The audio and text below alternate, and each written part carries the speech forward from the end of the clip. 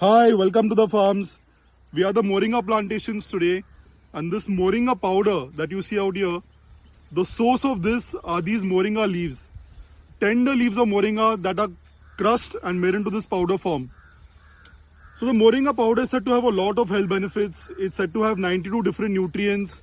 It's very concentrated in multiple nutrients, medicinal benefits.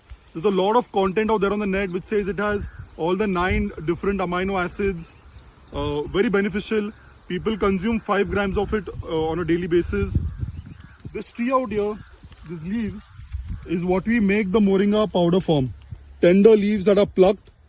We first sun dry them, then we shade dry them, and then they're crushed into the powder. Now there is no preservative or there is no additive when the powder is being made. It is just these leaves. Even while farming, there are no chemicals used to grow this crop.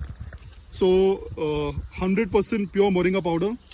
Now if you look at this Moringa tree, the entire tree, it's called a miracle tree. Every part of this tree is said to be of a lot of use. We use every part of it. So from the leaves you're making powder. A lot of people make vegetable sabji from these flowers of this tree. So the flowers are useful, the leaves are useful, the sengi that we see which we use for sambar, or the vegetable that we eat, the drumstick vegetable, it's again from the same tree. A lot of people also make powder from the roots of this tree. Even the seeds, the drumstick seeds, is said to have a lot of health benefits. People also make oil from it. So every single part of this tree is said to come in some use or the other.